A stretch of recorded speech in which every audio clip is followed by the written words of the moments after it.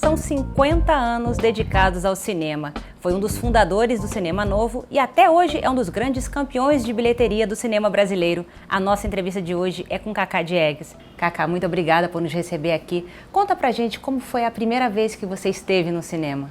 O que eu me lembro, eu tinha 5 ou 6 anos de idade, era muito pequenininho, e fui ao cinema São Luís de Maceió, eu sou de Maceió, né?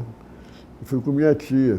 E a gente entrou por eu não sei direito, porque eu acho que a gente entrou por um lado da porta que dava na tela de cinema.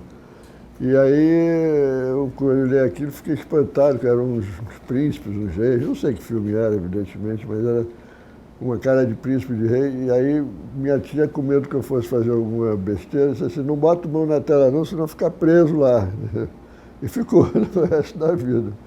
Essa é a lembrança mais antiga que eu tenho do cinema. Mas eu ia ao cinema desde pequenininho. Eu, antes de ser um cineasta, fui e sou ainda um cinéfilo, né? Eu gosto de cinema. Se eu tivesse que escolher entre ver e fazer, eu acho que eu escolheria ver. Como é filmar hoje em comparação com 50 anos atrás? Muita coisa mudou? Eu acho que o cinema está mudando muito rapidamente todos os seus meios de produção e difusão. Você hoje não é mais como antigamente, que você fazia um filme, em película, mostrava numa sala e pronto, acabou, né? Hoje você faz em HD ou em digital, como você quiser, e passa em uma porção de lugares, né? Além da sala de cinema, vai para a televisão paga, a televisão aberta, a internet, né? O VOD, né? Outro dia eu estava vendo uma coisa interessante, que a Netflix está se tornando a mais importante produtora de cinema americano. Então, está mudando tudo, né? Agora, eu não sei onde vai dar, eu acho que a gente tem que navegar nessa tempestade e saber onde é que ela vai dar é impossível, nesse momento é impossível. Agora, a ideia de uma ideia na cabeça, uma câmera na mão, hoje em dia é impossível, né? Não, é possível também, tem muito garoto aí trabalhando assim e faz muito bem. Outro dia eu vi um filme todo feito em iPhone, eu achei maravilhoso o filme, sabe? O filme é feito com... o que o filme mostra é aquilo que o iPhone está vendo, entendeu? E é um filme extraordinário, muito interessante. Não, eu acho que o cinema pode ser feito de várias maneiras, não tem regra para fazer cinema, entendeu? Eu acho que todos os modos de fazer cinema são válidos e bons. O importante é o filme ser bom, né? Coisa que não é muito constante, não. O senhor que foi um dos fundadores do Cinema Novo, qual o legado que o Cinema Novo deixou? O Cinema Novo é um fenômeno de uma época, né? É uma coisa que aconteceu num determinado momento. Eu acho que o Cinema Novo é a chegada do modernismo do cinema, sabe? Aquela tradição do modernismo de uma nova linguagem, a volta à realidade brasileira, a tentativa de formar no cinema uma cultura brasileira, uma cultura popular brasileira. Tudo isso que foi característico do Cinema Novo. Isso é de uma época, né? Essa época passou. Mas eu acho que o que ficou do Cinema Novo mesmo foi esse interesse de fazer bons filmes sobre o Brasil. Pense bem no seguinte, em 1960, quando praticamente nós todos começamos, não havia uma imagem do Brasil, né? Você não tinha televisão, a televisão era muito fraca, né? Você passava na maior parte do tempo programas estrangeiros. E o cinema muito menos, o cinema era chanchada e pronto, né? Então acho que o Cinema Novo criou, pelo menos inventou uma imagem para o Brasil. Eu às vezes fico em dúvida se nós inventamos um cinema para o país ou um país no cinema, entendeu? E isso ficou, eu acho que tem vários filmes aí. Eu sou pretensioso nesse sentido, sou até meio arrogante, mas eu acho que não tem um filme feito hoje que não deva pelo menos um frame a Nelson Pereira dos Santos, entendeu?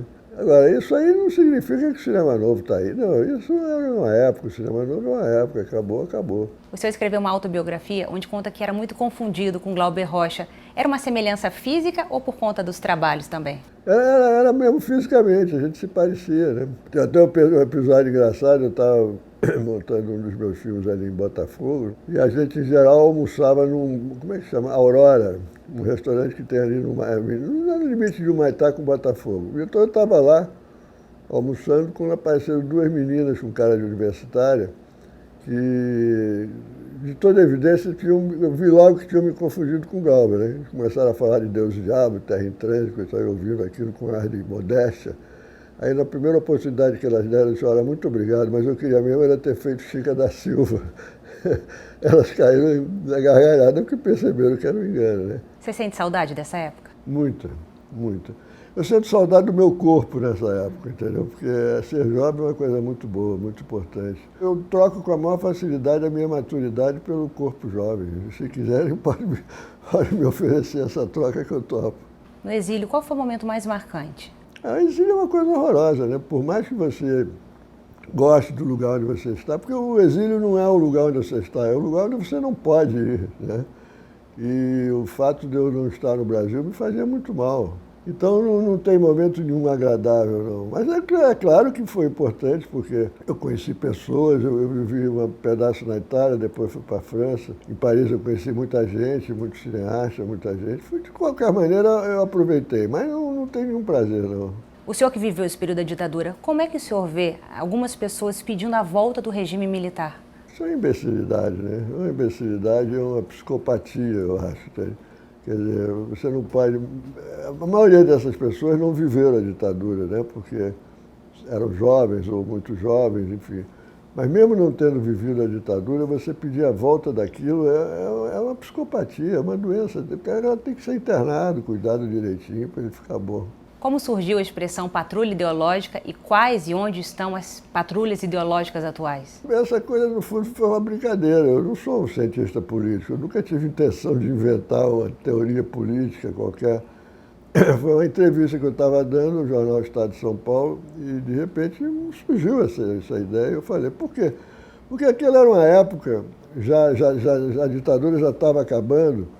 E é uma coisa que a gente dizia sempre uns aos outros, eu, Glauber, Joaquim, a gente sempre dizia assim, a porta foi entreaberta, vamos enfiar o pé para a porta abrir mais, entendeu? E havia sempre os patrulheiros, que as pessoas que vêm sempre dizer que você está andando depressa demais, né? E aí eu falei isso, as patrulhas ideológicas. Eu acho que hoje isso não existe mais. O que existe hoje mesmo é a segregação ideológica, né? O ódio que está nas ruas aí, uns pelos outros, e a intolerância que existe em relação a quem não pensa como você, né? Isso é que é grave, muito grave. As pessoas substituíram a luta política pelo exercício do ódio. Isso me faz muito mal. Isso eu nunca vi na minha vida antes. O que você acha do atual sistema de financiamento do cinema brasileiro? É difícil você criticar um sistema que é hoje dominante no mundo inteiro. Porque mesmo nos Estados Unidos, que é o país do liberalismo, né, onde tudo pode ser ali, mesmo lá depende muito do Estado também, entendeu?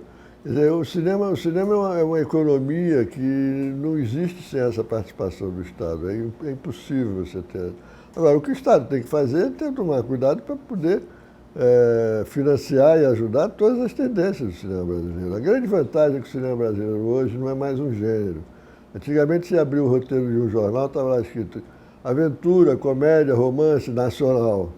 Hoje não é mais. Hoje o cinema brasileiro tem toda uma grande diversidade. Ele não é mais um gênero, é uma cinematografia nacional com todos os gêneros possíveis lá dentro, né?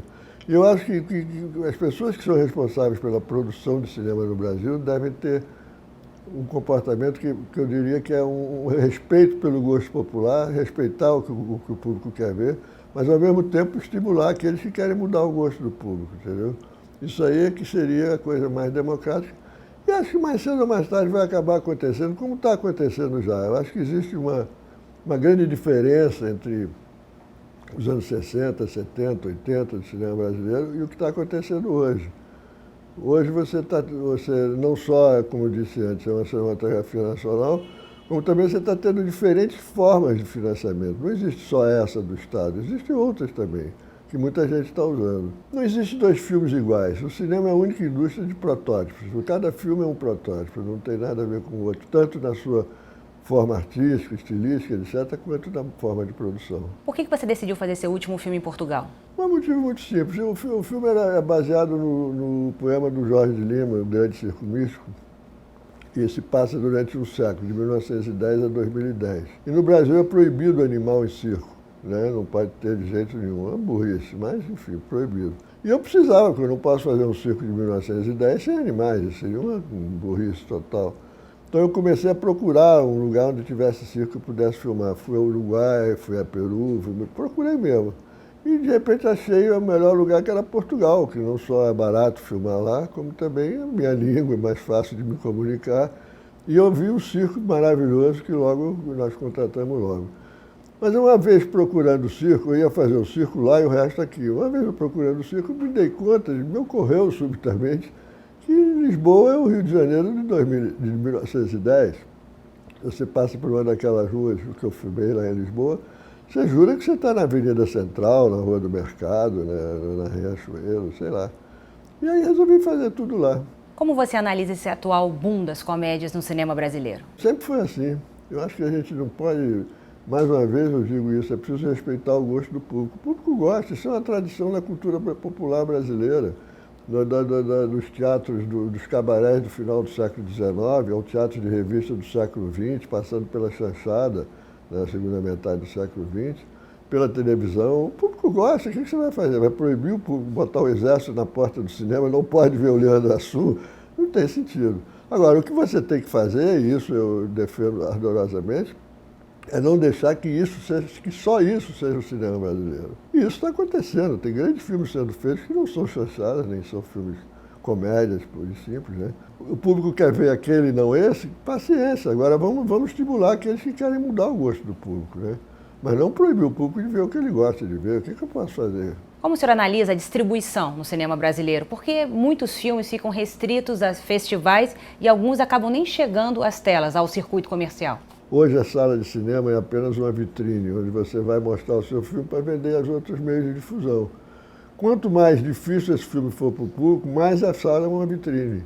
Porque um blockbuster, um filme, sei lá, um Harry Potter, um Vorazes e não sei o quê, esses filmes todos se pagam nos cinemas e dão fortunas. Embora também continue a dar na televisão, nos bonecos que eles vendem, nos chamados ancilares.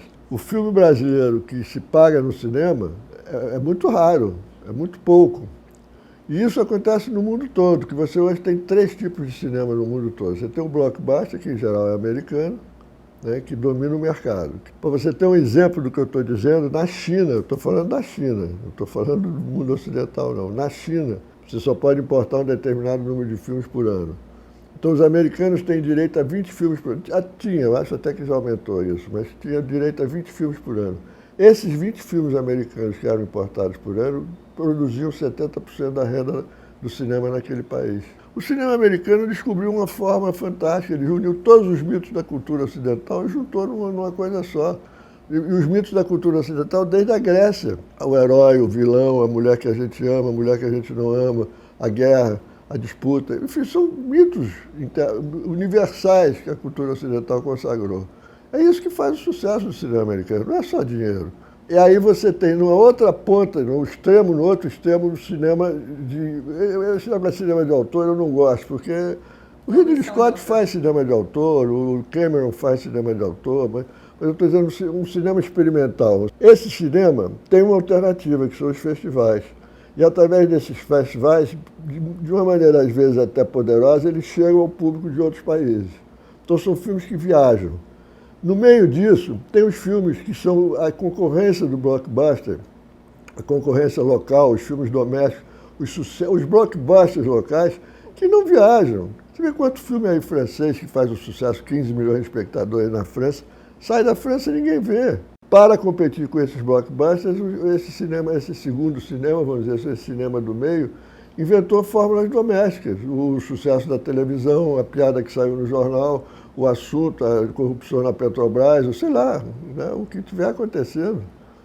E esses filmes não viajam. Então isso não é no Brasil, não, isso é no mundo todo, está assim. No mundo inteiro está assim. Entendeu? Eu acho que isso vai mudar. Por que vai mudar? Porque os meios de difusão estão se multiplicando.